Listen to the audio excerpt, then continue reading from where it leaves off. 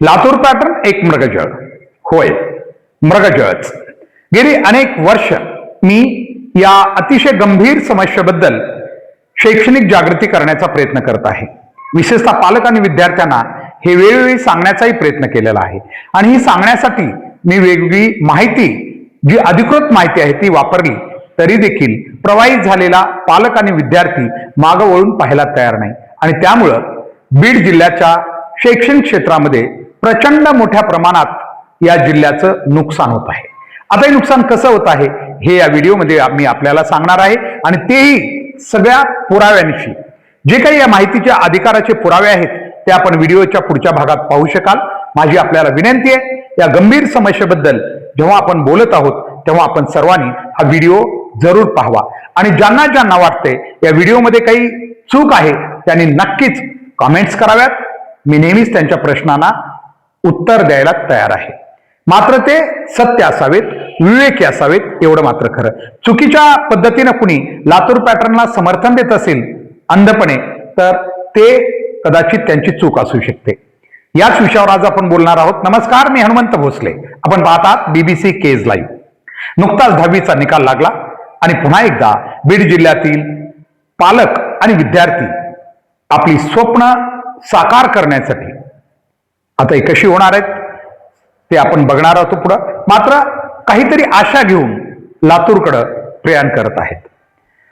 मी नेहमी म्हणत आलो की लातूर, काही लोकांना असं वाटतं की एक मशीन आहे, त्या ठिकाणी आपलं मुलं मुली बसवले की लगेच अपेक्षित यशासह बाहेर येतात, असं काहींचं धारणा झालेली.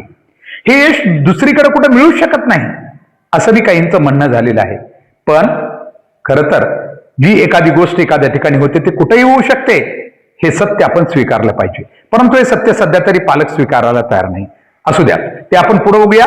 कारण मी सांगितलं आपल्याला या व्हिडिओमध्ये आपल्याला पुढच्या भागामध्ये सगळी जी काही तुम्हाला आवश्यक माहिती आहे, पुरावे या माहिती आवश्यक आहेत, ते सगळे माहिती अधिकारातून 2007 ते 2011 शाहू महाविद्यालय आणि अहमदपूरचं, कारण अहमदपूर त्यावेळेस खूप प्रसिद्ध कॉलेज होतं, मी त्यांचीही माहिती त्यावेळेस घेतली होती. नेमके यांचे रिझल्ट असतात कसे. मित्रांनो, शाहू कॉलेज, कारण मी अहमदपूरचं नाव आता घेत नाही, कारण त्या कॉलेजनं जेवढं त्यांना शक्य होतं तेवढं केलं. त्यांनी कुठल्याही अशा चुकीच्या रणनीतीचा वापर केलेला नाही. चुकीची रणनीती कोणती? फक्त गुणवत्तेवर मुलं घ्यायचे, गुणवत्तेवर, आणि आहे ती गुणवत्ता सुद्धा त्यांची न सिद्ध करता फक्त गर्दीमध्ये आम्ही कसे योग्य आहोत हे सांगायचं, हा एक वेगळा पॅटर्न लातूरचा पॅटर्न आहे. तो कसा बघूयात. मी जी माहिती दिलेली आपण पुढे पाहाल त्याच्यामध्ये मी माझा दावा आहे, या कॉलेजनं प्रत्येक वर्षी किमान ओपन कॅटेगरीमध्ये 95% पेक्षा अधिक गुण असलेली मुलं घेतलेली आहेत. मात्र वापस येताना त्यांचा निकाल जर बघितला आपण, मी पुढं बारकाईनं तुम्ही पहा, तर खूप भयानक स्थिती आहे. आणि सगळ्यात महत्वाची गोष्ट, कुठल्याही कॉलेजला, पहिली गोष्ट या देशाच्या न्यायालयानं, राज्याच्या न्यायालयानं त्यांना ही परवानगी दिलीच कशी की गुणवंत विद्यार्थी घेऊन एखादं कॉलेज चालवायची, अशी शक्य नाही.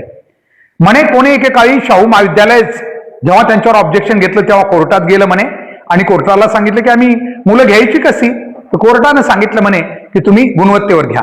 पण कोर्टाला त्यावेळी कोणी सांगायला कदाचित समाजातला एकही व्यक्ती, पालक किंवा कायदेतज्ञ गेला नाही की 10वीतून 11वीत कोणत्याही कॉलेजला जर ऍडमिशन घ्यायचं असेल, प्रवेश घ्यायचा असेल महाराष्ट्रातल्या, तर तो विद्यार्थी फक्त 35% जास्त गुण घेतलेला हवाय. त्याला कुठल्याही मार्कची अट असता कामा नये. माझा हा अधिकार आहे, शैक्षणिक अधिकार आहे, की महाराष्ट्रातल्या कुठल्याही कॉलेजला मी 35% कारण 35% हे मला या शासनानं घालून दिलेली मर्यादा आहे. प्रत्येक विषयात मला 35% गुण मिळाले पाहिजेत.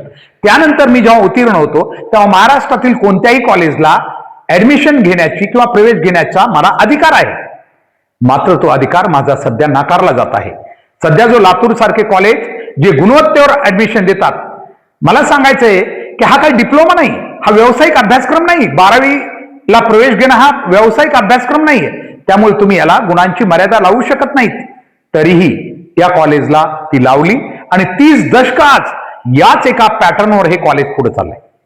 आणि या कॉलेजला नेहमी आवाहन करत आहोत की आमचा फक्त एक वेळेस फक्त 50%चा मुलगा घ्या आणि फक्त त्याला 70% वर नेऊन दाखवा. फक्त आम्ही तुम्हाला 10 मुलं देतो महाराष्ट्रातली जी 50%च्या ऍव्हरेजमध्ये खऱ्या गुणवत्तेची आहेत, त्यांना फक्त तुम्ही 70%वर न्या, तुमची गुणवत्ता आम्ही मान्य करू. परंतु असं कधी केलं जात नाही, कारण त्यांनी तशी संधीच दिलेली नाही. कारण तसं जर दिलं तर आपलं पितळ उघडं पडतंय, आपण काय करतोय कळेल समाजाला.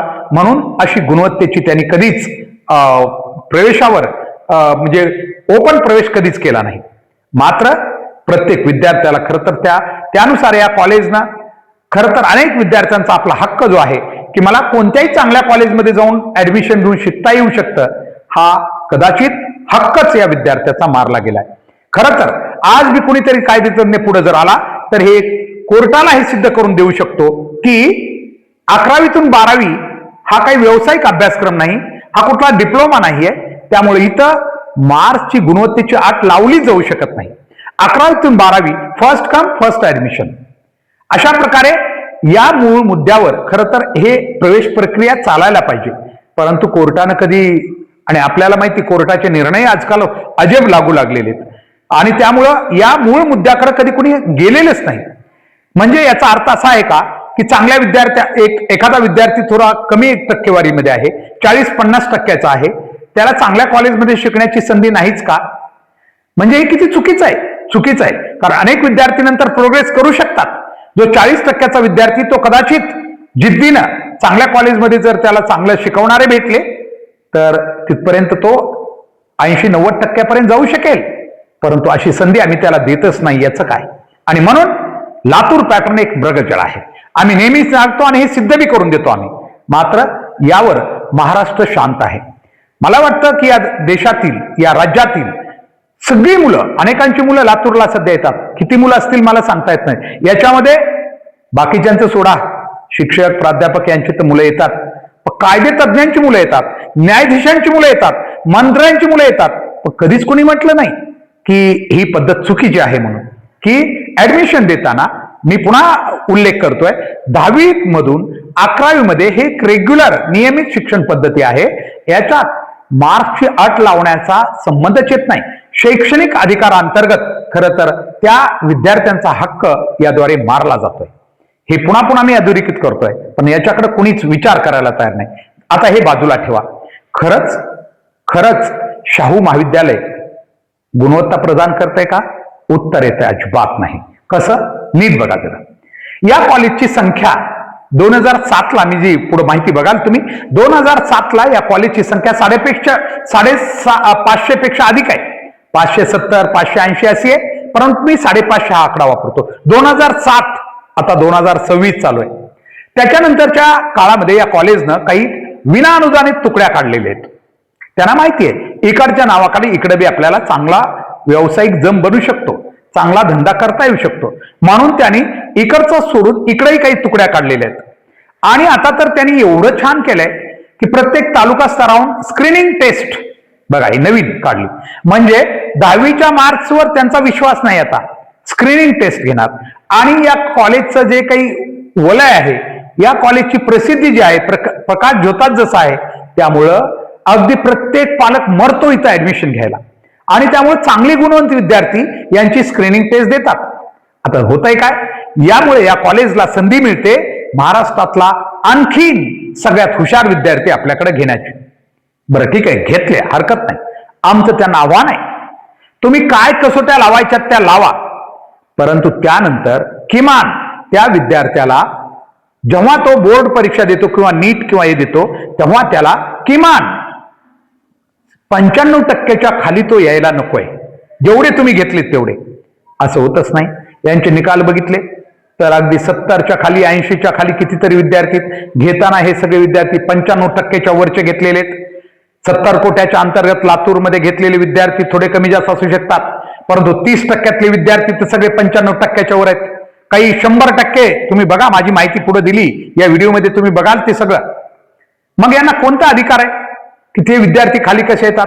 आणि दुसरी गोष्ट, या कॉलेजचे किती विद्यार्थी, कारण या कॉलेजची संख्या जर बघितली, शाहू महाविद्यालय वेगळं आहे आणि त्याला जोडलेले विनाअनुदानित, मला वाटतं संत तुकाराम काहीतरी नावाचं एक ज्युनियर कॉलेज त्यांनी काढलेलं आहे. ते नाव कदाचित माझ्याकडून चुकीचा उल्लेख होऊ शकतो, पण आहे, त्याला काय नाव आहे ते बघावं लागेल। याच्यात जे विद्यार्थी घेतले जातात ही सगळी विद्यार्थी संख्या मिळून माझ्या माहितीप्रमाणे किमान 3000च्या आसपास असू शकते, सगळे म्हणून। कारण का यांना कोणी रोखू शकत नाही, कारण यांचं वलय आहे। आणि शाहू म्हणजे शाहू, तिथं त्यांना शासन बी परवानग्या देताना भरमसाठ काही कंडिशन न लावता देत आहे, कोणती अट नाहीये, घ्या तुम्हाला पाहिजे तेवढ्या घ्या। आणि पुढं आमचं म्हणणं काय, नीट ऐका आता, 3000 जर विद्यार्थी या कॉलेजमध्ये असतील, एकूण सगळे जर 3000 असतील विना अनुदानित आणि सगळे धरून म्हणतो मी, तर आम्हाला यांना प्रश्न विचारायचा आहे की तुमचे शासकीय महाविद्यालयाला म्हणजे MBBS म्हणून किती विद्यार्थी लागतात? एक, हे दावा करतील आमचे 200 लागतात, 500 लागतात, 500च्या वर तर करू शकत नाहीत ते। 3000 पैकी 500च्या वर आम्हाला वाटत नाही की त्यांचे आहेत म्हणून, आणि त्यांनी असेल तर त्यांनी आव्हान आमचं स्वीकारावं की 500च्या वर असू शकत नाहीत। कारण आम्ही बघतो केस सारख्या ठिकाणाहून फक्त 5% विद्यार्थी जेवढे जातात, 100 विद्यार्थी जर गेले असतील केजून तर फक्त 5% विद्यार्थी शासकीय महाविद्यालयाला लागतात। बाकी मग आपली तहान भागवतात इकडं BAMS BHMS यांच्या, आणि खुश राहतात। काही जण जे पैसेवाले ते मग मोठमोठ्या ठिकाणी पाठवतात, त्यांना बी याच्यातच ग्राह्य धरलं जातं, एवढे लागले, पण फक्त 5%, तेही आम्ही खूप मोठी संख्या बोलतो, 5%। आणि बीड जिल्ह्यातले सगळे विद्यार्थी मिळून आम्ही 25% धरले, 25%। चला, शाहूला लागणाऱ्या विद्यार्थ्यापैकी 25% आमचे बीड जिल्ह्यातले, परंतु आम्ही संख्या दिली किती याचा कुणीच उल्लेख करायला तयार नाही। त्यामुळं या कॉलेजला जेवढे विद्यार्थी जातात त्याच्या खूप कमी विद्यार्थी प्रत्यक्ष यशस्वी होतात। जाताना वाजवत जातो पालक बी जाताना, कारण 1-2 वर्ष लातूरला लावण्यासाठी किमान 5 लाख रुपये खर्च करावे लागतात, 5 लाख प्रत्येक सामान्य पालकाला। सगळं तिथल्या एकूण परिस्थिती पाहता, तिथून एकूण तिथले प्रत्येक गोष्टीचे रेट पाहता किमान 5 लाख खर्च करावा लागतो। जाताना वाजवीत नेतात सगळे, चाललो लातूरला, येताना तोंड खाली घालून कधी आले हे माहिती होत नाही, आणि किती त्रास घेतात। अनेकांचे परिवार तिथे आहेत, आणि इकडं पती मात्र हातानं स्वयंपाक करून कोट्याधीश आहे, लखोपती आहे, खूप आहे सगळं, परंतु जीवन मात्र इथं त्याचं असं चाललेलं आहे। इथं विषय नाही, ठीक आहे, आपल्या मुलासाठी त्याग बी करावा लागेल, मी ते म्हणत नाही, परंतु तो त्याग यशस्वी किती जणांचा होतो? आणि जे विद्यार्थी होतात ना यशस्वी, ते तर खरं तर कुठेही होऊ शकतात, परंतु फक्त तसं ऍटमॉस्फिअर पालकांचाही काही गोष्टी खरं आहे, इथं त्यांना तशी खात्री देणारा एखादा महाविद्यालय किंवा एखादा असा युनिट इथं हवाय प्रत्येक जिल्ह्यामध्ये, तालुक्याच्या ठिकाणी, परंतु तसं नाहीये। त्यामुळे पालकांची सगळी चूक आहे असं आम्हाला वाटत नाही, कारण उद्या पालकाला जर बीड जिल्ह्यातील प्रत्येक तालुक्यातील हे जे राजकीय संस्था चालक आहेत यांनी जर खात्री दिली की ठीक आहे, आम्ही तुमच्या मुलाला MBBS, जर तुमचा खरा विद्यार्थी गुणवंत असेल तर त्याला बनवून देण्यासाठी मदत करू, तसं तर ऍटमॉस्फिअर या ठिकाणी तयार करू, थांबतील पालक, परंतु तशी आपल्याकडे व्यवस्था नाहीये। आणि कुणी राजकीय लोक बाकी ठिकाणी राजकारण करतील, प्रचंड भ्रष्टाचार, खर्चही करतील किती पाहिजे तेवढा, पण शिक्षण क्षेत्रातली चांगली युनिट उभा करायला यांच्याच्यानं आणखी जमलं नाही। काय लागतंय? शाहू सारखे एक फॅकल्टीज जर कदाचित फिजिक्स, केमिस्ट्री, बायो आणि मॅथ्स या 4 फॅकल्टीज जर या ठिकाणी प्रत्येक संस्था चालकानं, जे आज किती करोडपती म्हणायचं नाही, करोडाचे शतकपती झालेत, म्हणजे करोड असे हजारो आहेत त्यांच्याकडे, तर यांना शिक्षण क्षेत्रावर आणि त्याचा फायदा आहे, त्याच्यात त्यांना पैसा मिळू शकतो त्याच्यातून, जसं लातूर मिळू लागलेलं आहे। लातूरचा व्यवसाय प्रचंड मोठ्या प्रमाणात चालू आहे, विचारा त्यांच्या संचालक मंडळांना कसा चालला व्यवसाय, ते तुम्हाला सांगणार नाहीत आता हे गुपित, पण विचारा। आणि म्हणून आमचं म्हणणं आहे की कुठंतरी आता तालुका पातळीवर असे युनिट तयार केले पाहिजेत। ते जर संस्थाचालक किंवा राजकीय लोक तयार करत नसतील तर शिक्षण क्षेत्रातील काही लोकांनी पुढे होऊन आपापल्या ठिकाणी 4 फॅकल्टीज, 4 2 8 समजा, एका ठिकाणी 8 फॅकल्टीज आणून जर व्यवस्थित मेहनत घेतली तर तालुका स्तरावर विद्यार्थी घडू शकतो, तो बी शाहूपेक्षा कितीतरी चांगला। आणि म्हणून आम्ही इथं सध्या आमच्या शाळेला काही बघत नाहीये, आम्ही फक्त लातूर शाहू एवढंच नाव घेतो, पण आमच्या इथं शिक्षण पद्धती किती ढासळून टाकली हे बघत नाही। आमचे प्रॅक्टिकलचे मार्क फुकट असतात, विद्यार्थ्यांना अगदी ज्या तालुका पातळीवर ज्या शाळा नामांकित आहेत तालुका पातळीच्या, त्यांच्याकडे सुद्धा लॅब नाहीयेत, त्यांच्या मुलांना सुद्धा प्रयोग कसे करावे किंवा प्रयोगाची काही माहिती नसती। स्टँडर्ड शाळा तालुका लेवलच्या ज्या लोकांच्या अतिशय प्रतिष्ठित म्हणजे प्रसिद्धीच्या झोतात आलेल्या आहेत त्यांच्याकडेच हे नाही। खेळाचं नाही ना, काही नाही, खेळाचे 10 मार्क मात्र देण्यासाठी नाना ते चुकीच्या पद्धतीने खोट्या गोष्टी करून ते 10 मार्क्स मिळवले जातात. ते म्हणतात त्याच्यासाठी काय म्हणजे न खेळता तुम्ही ते मिळवायला तयार आहे. आणि इकडं दररोज विद्यार्थ्याला खेळायला 1 तास बी शाळा खर्च करत नाही. त्या वेळात दुसरे यांचे विषय चालू असतात. माझा व्हिडिओ केवळ टाइमपास नाहीये. माझा व्हिडिओ गंभीरतेनं या जिल्ह्यातील, कारण बीड जिल्हा या माध्यमातून लातूरकडं म्हणजे हा आर्थिक नाही आहे. मला म्हणायचंय की सगळाच त्रास आहे, आर्थिक खर्च आहे, पण आर्थिकचा विचार केला 45% बीड जिल्हा हा लातूरला आपली मुलं पुरवतोय. 45%. आता जर तुम्ही 100 मुलं उभा केली लातूरमध्ये शिक्षणाला आलेली, त्याच्यातली 45 मुलं ही सरासरी बीड जिल्ह्यातली आहेत. एवढा मोठा मायग्रेशन बीडहून तिकडे होत आहे. आणि आज नाही 3 दशकं 30 वर्षाहून अधिक काळ हे मायग्रेशन सुरू आहे. काही नाही, फक्त ते गेले म्हणून आपण जायचंय. प्रत्येक जण आपल्याकडे असलेल्या पैशाचा एक हे त्याला वेगवेगळा मानता येईल. त्यांना कदाचित पैसे आपल्याकडे आहेत तर मग आपण का नाही जायचं अशा प्रकारे म्हणून. पण एकही विद्यार्थी इतरही क्षेत्रात जाऊ शकतात. इतर क्षेत्रातही विद्यार्थ्यांच्या आवडीनुसार त्यांना क्षेत्र करू द्यावं असं आज कुणालाच वाटत नाही. कोणत्याही शाळेत जा तुम्ही बीड जिल्ह्यातल्या, आणि कुठल्याही चांगल्या मुलाला थोडं ज्याला काही येत असेल त्याला एवढंच विचारला दहावीच्या की तुला पुढं काय बनायचंय, तो म्हणतो डॉक्टर. हे काय अम्बिशन आहे? याचा अर्थ त्या विद्यार्थ्यांना कधीच त्या शाळा किंवा खाजगी कुठं क्लासेसमध्ये ते असतील हे सगळेजण कधीच सांगत नाहीत की त्याला या वैद्यकीय किंवा अभियांत्रिकी शाखेशिवाय किती चान्सेस आहेत बाळाला, हे कधीच सांगितलं जात नाही. म्हणून आज तुम्ही कुठल्या कुणाच्या घरी पाहुणा म्हणून गेला तर 10वीचा विद्यार्थी असेल त्याला बोलवा, फक्त त्याला म्हणा काय बनायचंय तुला, तो म्हणतो डॉक्टर. दुसरं नावच नाही समाजाच्या तोंडात. आणि एक वातावरण निर्मिती झाली आहे. आणि त्यामुळे त्या क्षेत्राकडे आपण सक्षम असो किंवा नसो, पालक बिन विद्यार्थी बी तिकडे जातात. आणि अयशस्वी झाल्यानंतर, पूर्ण वेळ गेल्यानंतर त्यांना उपरती होती की आपण चुकलो, पण त्यावेळेस काही उपयोग होत नाही. म्हणून या सगळ्या गोष्टीवर विचार होणं गरजेचं आहे. लातूर पॅटर्न हा मृगजळ आहे, मृगजळच आहे.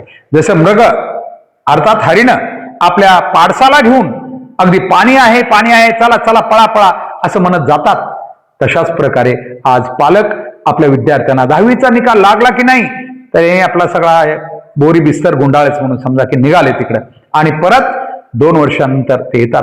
आमचं म्हणणं असं नाही, पुन्हा लक्षात घ्यावं. आणि विशेष म्हणजे त्यांचा या गुणवत्तेवर विश्वास नाहीये या पालकांचा. त्यांची सगळी मुलं परीक्षा द्यायला मात्र कुठं असतात? बीड जिल्ह्यातील तालुक्यातल्या ज्या शाळा कॉलेजेस कॉपीड केंद्र चालवतात तिथे यांचे ऍडमिशन असतात.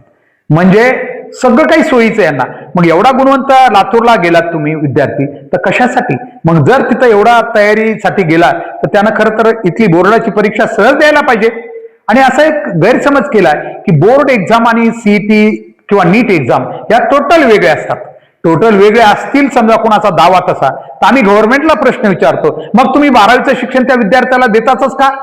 तुम्ही सरळ नीटचं डायरेक्ट 10वी नंतर नीट साठीच फक्त वेगळा अभ्यासक्रम द्या त्याला, बोर्ड परीक्षा देऊच नका तुम्ही. मग याचा अर्थ असा आहे की तुम्ही जो शिकवताय अभ्यासक्रम बोर्डाचा तो काहीच त्याचा उपयोगाचा नाही. मग तसंच झालेलं आहे. पालक बोर्डाचा किंवा विद्यार्थी बोर्डाचा अभ्यास करत नाहीत सध्या, 11वीचा नाही 12वीचा नाही. फक्त त्यांना गुणवत्ता पाहिजे असते, पर्सेंटेज पाहिजे असतं, ते कॉपीड सेंटरवर ऍडमिशन घेऊन पूर्ण करतात. म्हणून आमचं म्हणणं आहे की या सगळ्या गोष्टीला कुठेतरी आता आपण विचार केला पाहिजे.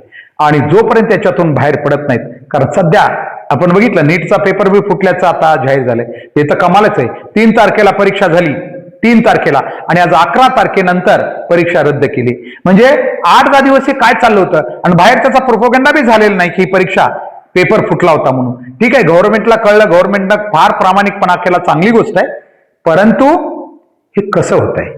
इतक्या जर महत्वाच्या परीक्षा जर पुन्हा पुन्हा अशा फुटत असतील पेपर, तर विद्यार्थ्यांनी परीक्षा द्यायच्याच कशाला हा प्रश्न निर्माण होतो. बघा, जमलं तर माझा विचार आहे की लातूर पॅटर्न सारखा प्रत्येक तालुक्यामध्ये एक पॅटर्न तयार व्हावा, त्याच्यापेक्षाही उत्तम व्हावा. आणि एक दिवस दाखवून द्यावा की आम्ही 30 वर्ष किती चुकलो होतो, आम्ही किती प्रवाहात किंवा पळा रे पळा, एकदा समाज पळायला की त्याच्या मागे पळायची आमची किती भयंकर सवय आहे, हे नंतर तुम्हाला सिद्ध होईल. आजच्यासाठी एवढंच. नमस्कार.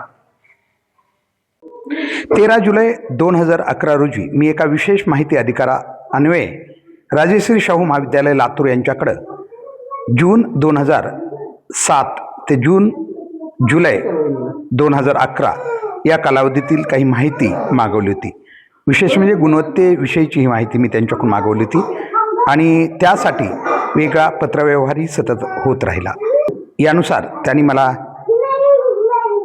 आपण बघू शकता, 10 ऑगस्ट 2011ला एक पत्र पाठवून त्यांनी स्पष्ट सांगितलं होतं, वरील विषयाच्या संदर्भात आपणाला कळविण्यात येते की आपण केलेल्या माहितीच्या अधिकारातील अर्जानुसार आपण मागवलेली माहिती या पत्रासोबत आपल्याकडे पाठवण्यात येत आहे.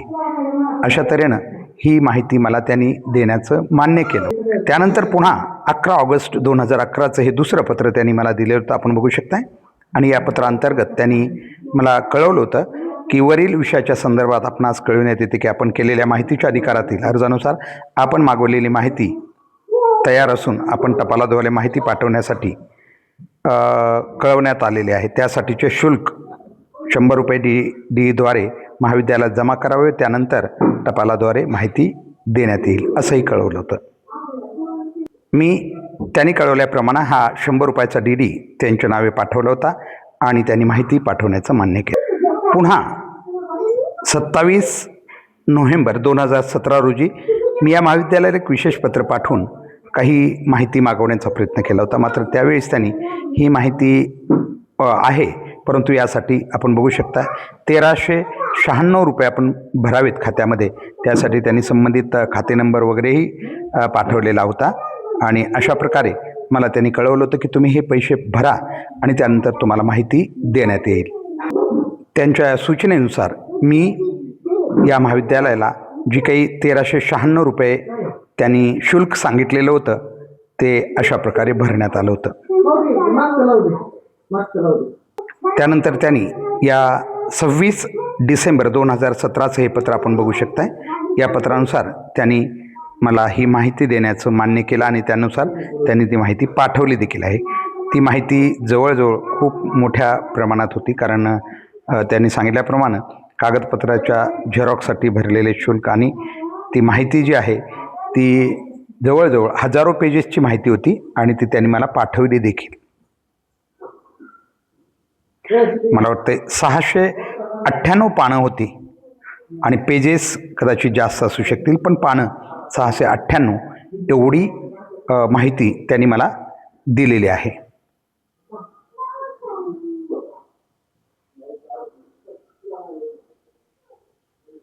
या माहितीतील जी मेन प्रश्नावली आहे तुम्हाला इथे कळेल मी कशा प्रकारे त्यांना मागवली होती. ती सगळी माहिती त्यांच्याकडून घेतली होती. किती विद्यार्थी संख्या आहे आणि प्रत्येक वर्षी कितीला क्लोज झालेलं होतं 2007 ते 2011 या दरम्यान, ही सगळी माहिती त्यांच्याकडून घेतली होती. आपण इथं बघू शकता. ही माहिती तुम्हाला सुद्धा या ठिकाणी उपलब्ध होऊ शकते. तर त्यांची टक्केवारी जरा बघा, कारण ही सगळी मुलं जी आहेत त्यांनी घेतलेली ही 95% वरील आहेत त्या काळात, म्हणजे 2007च्या काळातली ही माहिती लक्षात घ्या, 7 ते 11ची. तर त्या काळात त्यांचं पर्सेंटेज जर बघितलं आपण कितीला क्लोज झालं आहे, तर तुम्हीही याबद्दल विचार करू शकाल. खरं तर ही थोडक्यात माहिती मी आपल्यासमोर मांडतो आहे या कॉलेजची. त्याने जी मला दिली होती, आपण हे बघता 2008 ते 2011 या शैक्षणिक वर्षात 12वीचे शाखानिहाय परीक्षेत बसलेले विद्यार्थी संख्या आपल्याला इथं दिलेली 12वीची. त्यात विज्ञान शाखेची आपण बघितलं तर 2008ला 577 आहे, 2009ला 576 आहे, 2010ला 563 आहे आणि 2011ला 588, म्हणजे 550 वरच हे विद्यार्थी बसलेले आहेत. या ठिकाणी आपण जो प्रश्न दिला होता जून 2007 ते 11 शैक्षणिक वर्ष 12वी बोर्ड परीक्षेत शाखानिहाय उत्तीर्ण विद्यार्थ्यांची संख्या किती होती, तर त्यांनी दिले. आता 2007चं जरा बघा, 537 विद्यार्थी आहेत बसलेले, म्हणजे उत्तीर्ण झालेले ते विद्यार्थी. तिन्ही वर्गाचे त्यांनी एकूण दिलेले ते एकदम वर्षनिहाय. त्याच्यामुळे इथं तुम्हाला निकालाची जी कमी जास्त पर्सेंटेज हे करणार नाही, फक्त संख्या कळेल. फेब्रुवारी 2010मध्ये यावर्षी एकूण 90 ते 98, 85 ते 89. इथं मात्र बघा, आता या कॉलेजचे 90 ते 98% फक्त 35 विद्यार्थी होते. एकूण संख्या किती आहे बघा जरा. एकूण संख्या आहे 10वीचे गुण पेज 5 व 6 आपण पाहू शकता, म्हणजे किती टक्के त्यांना पडलेत. आणि इथं मात्र 90 ते 98 फक्त 35 विद्यार्थी म्हणजे 500 किती वरच संख्या आहे तुम्ही बघताय. आणि 85 ते 89% फक्त 82 मुलं. 80 ते 84% 105 विद्यार्थी फक्त. तुम्हाला ही संख्या जास्त दिसेल, पण ही महाराष्ट्रातली क्रीम आहे, क्रीम जी त्यांनी वेचून घेतलेली आहे. खरं तर 90च्या खाली याच्यातला एकही विद्यार्थी यायला नको होता, कारण सगळे विद्यार्थ्यांनी ओपन कॅटेगरीमध्ये 98% आणि जवळजवळ 95च्या वरच घेतलेले आहेत. आणि इतर कॅटेगरीतले देखील जवळजवळ आम्हाला आमच्या माहितीनुसार 92 वगैरे टक्केवारी त्यांची आहे. तर हे फक्त विज्ञान शाखेचं आपण बघू शकता कशा प्रकारे ते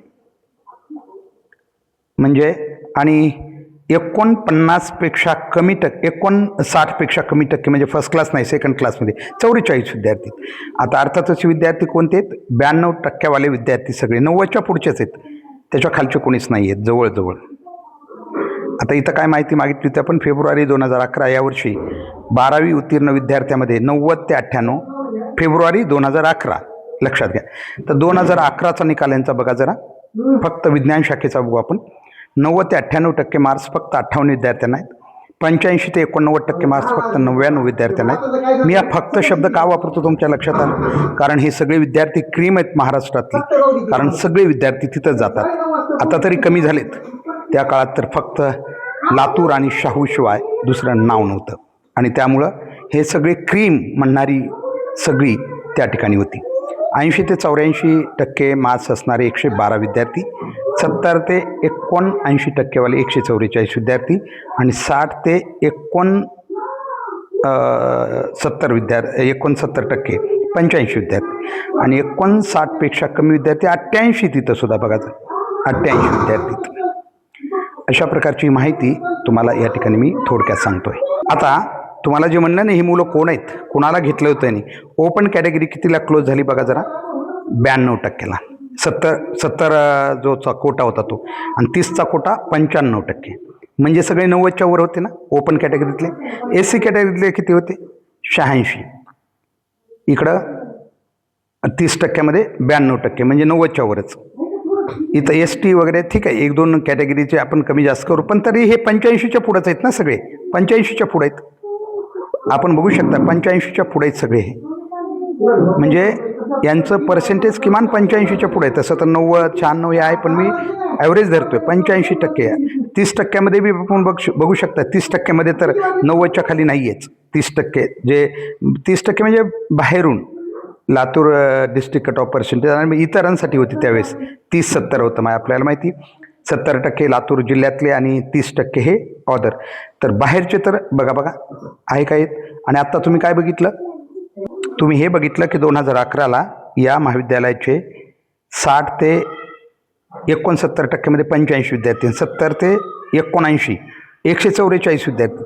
म्हणजे हे सगळे विद्यार्थी आहे त्या पर्सेंटेजून कितीतरी टक्क्यानं कमी आलेले आहेत. मग एखाद्या महाविद्यालयाचे गुणवत्ता असेल ते वाढायला पाहिजे का कमी व्हायला पाहिजेत?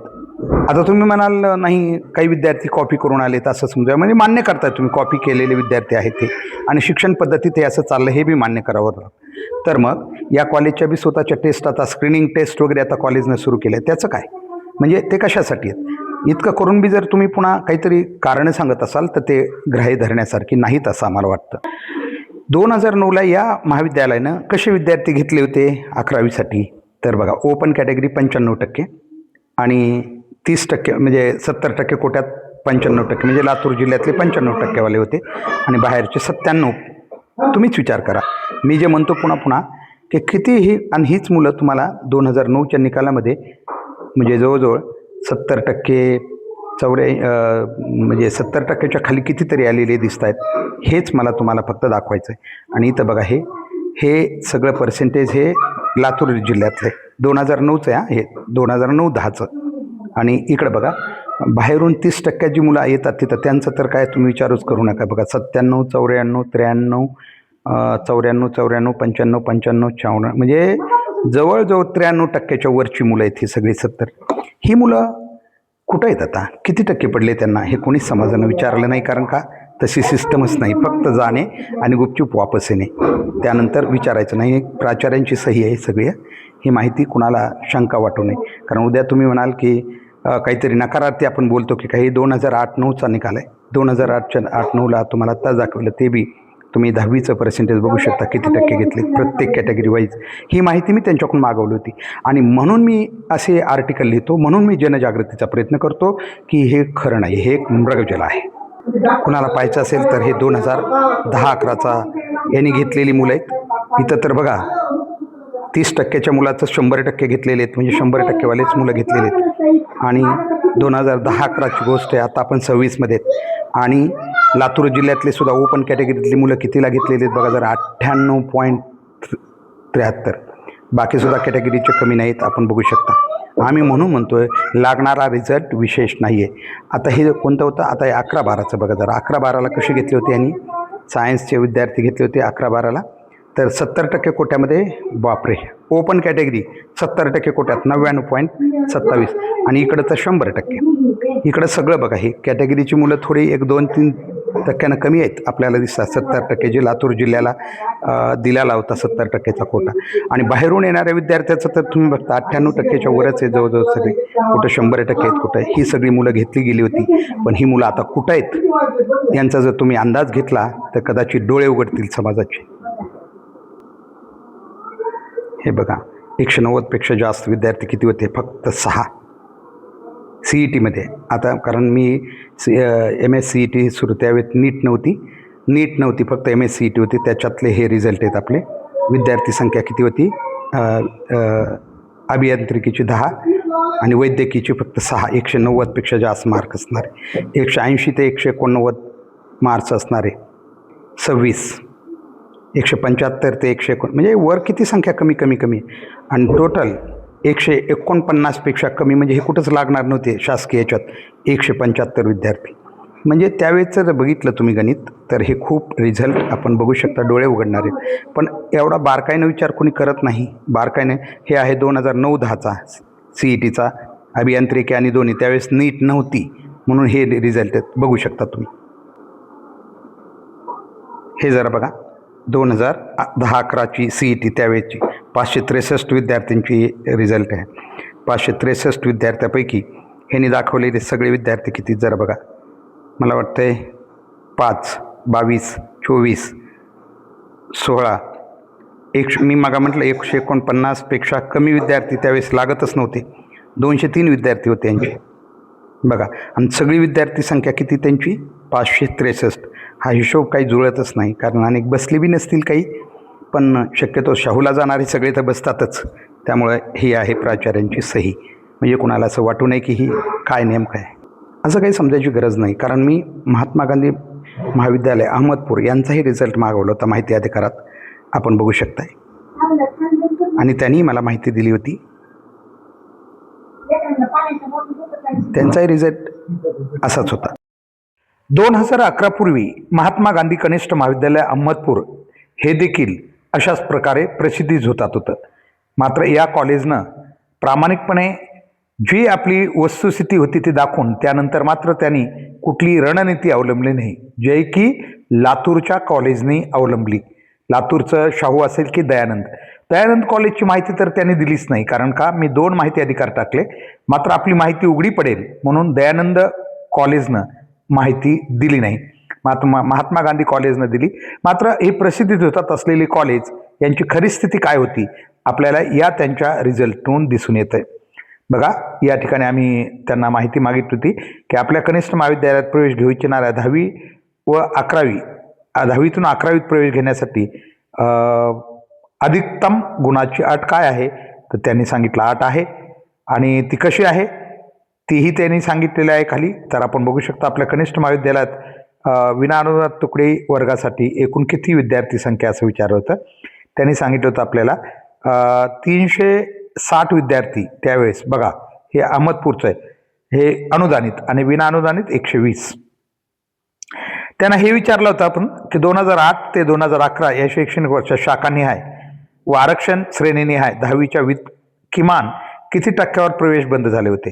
त्यामुळे त्याने आपल्याला सांगितलं होतं 2008 ते 2009ला ओपन कॅटेगरीमध्ये. बघा, ही शाहूपेक्षा खूप कमी आहे म्हणून यांना थोडं क्रेडिट देता येईल आपल्याला. कारण का, यांचं पर्सेंटेज ओपन कॅटेगरीला फक्त 87%, 88 आणि 86, म्हणजे हे 3 वर्षाचं आपल्याला दाखवले त्यांनी आणि 30% कोट्यातून मात्र हे 90च्या पुढेच होते. हे देखील 93, 93, 92% होतं. म्हणजे आरक्षण कॅटेगरीचं बी त्यांनी दाखवलं आहे. आणि त्यांना पुढचा निकाल बघा जरा. सन 2008 ते प्रत्येक वर्षात शाखान्याय बोर्ड परीक्षेत बसलेल्या विद्यार्थी संख्या किती. 2008ला विद्यार्थी संख्या होती विज्ञान शाखेची त्यांच्याकडे 433. बघा म्हणजे अहमदपूरसारख्या कॉलेजमध्ये 11वी 12वीला विज्ञान एका शाखेला 433 विद्यार्थी. अर्थात या कॉलेजनं मात्र आपण आक्षेप घेता येणार नाही, कारण यांनी कुठली रणनीती नाही अवलंबली. जे मेहनतीतून जेवढं करता आलं तेवढं केलं आणि विद्यार्थी जसे लातूरकडे डायव्हर्ट झाले तर त्यांनी काही स्पर्धा केली नाही. चुकीच्या गोष्टीची काही त्यांनी अवलंबल्या नाहीत. आता चुकीच्या गोष्टी कोणत्या म्हणाल तर सगळ्यात महत्त्वाचं गुणवत्तेवर प्रवेश देणं सगळ्यात महत्त्वाचं. आता हेही कॉलेज देत असेल पण त्याने काही त्याचा एवढा विचार केला नाही. आणि सगळ्यात महत्त्वाची गोष्ट आता आपण सध्या बघत असाल स्क्रीनिंग टेस्ट वगैरे अशा काही परीक्षा हे कॉलेज घेतात. त्याच्यामधून त्यांना महाराष्ट्रातलं एक तर परीक्षेतून निवडलेले तर असतातच हुशार विद्यार्थी, परंतु स्क्रीनिंग टेस्ट यांनी स्वतःची घेतल्यामुळं तिथं त्यांना खास विद्यार्थी देखील मिळतात. आता जून 7 ते जून 11 या शैक्षणिक वर्षात 12वी बोर्ड परीक्षा शाखाने वितीर्ण विद्यार्थी संख्या त्यांनी दाखवली. बघा जरा 2008मध्ये विज्ञान शाखेत 430 विद्यार्थी उत्तीर्ण झाल्याचं ते म्हणतात. आणि याच 2008ला विद्यार्थी किती होते त्यांच्याकडे 433. 433 पैकी 430 विद्यार्थी उत्तीर्ण झाले. बरं, त्यानंतर 2009ला एकूण 508 विद्यार्थी होते. 208 विद्यार्थ्यापैकी विज्ञान शाखेला 508 विद्यार्थी होते. 508 पैकी ते सांगतायत उत्तीर्ण झालेली संख्या मात्र इथं 510 सांगतायत. आणि विद्यार्थी किती बसले होते मला वाटतं 510 विद्यार्थी बसलेले होते. त्यापैकी 508 विद्यार्थी उत्तीर्ण झालेले आहेत. ठीक आहे. आणि अशा प्रकारची यांनी काही संख्या दिलेली. सांगायचं तात्पर्य याही महाविद्यालयाचा निकाल आपण बघितला. प्रश्न विचारले होते त्यानुसार 2010ला यांचे 507 विद्यार्थी उत्तीर्ण झाले होते. आणि सगळ्यात महत्त्वाचं यांचे बघा जरा 2010ला यांचे 190 पेक्षा जास्त 44 विद्यार्थी होते. मला वाटतं लातूरशी जर कम्पेअर केलं तर हे थोडे जास्त असू शकतील. जर आपण त्या काळी लातूर आणि अहमदपूरमध्ये तुलना केली तर आपण बघू शकता 2010-11चा निकाल 2010ला 190च्या अधिक म्हणजे CETमध्ये 44 विद्यार्थी हे अहमदपूरचे आहेत. हे अहमदपूरचा निकाल दाखवतोय. आणि इकडं मात्र आपण बघू शकता लातूरचे 190 पेक्षा फक्त 5 विद्यार्थी होते. फक्त 5. 190 पेक्षा अधिक म्हणजे इथं मला एक आपल्याला फरक दाखवायचा आहे. यानंतर यांचे जरा बघा 180च्या वर किती 131. तर लातूरचे 180च्या वर किती होते 180 ते 189 फक्त 22 विद्यार्थी. हे 22 हे लातूरचे लक्षात घ्या. हे आपण बघू शकता हे लातूरला जे रजिस्ट्रेड. इकडं आपण बघितलं अहमदपूरचे 170च्या पुढं 2010-11ला किती होते विद्यार्थी 61 होते. तर यांचे 170च्या पुढं किती होते 16 होते. मला वाटतं 175 80 ते 80च्या पुढच्या असतील हे कदाचित, परंतु संख्या खूप कमी आहे. एकूण आपण बघितलं तर एकूण आपण बघू शकता इथं 150च्या पुढं यांचे विद्यार्थी होते. 150च्या पुढं 120 विद्यार्थी होते 150च्या पुढं. तर यांचे 150च्या पुढं किती आहेत आपण बघू शकता 150 त्या पुढं फक्त 51 विद्यार्थी आहेत.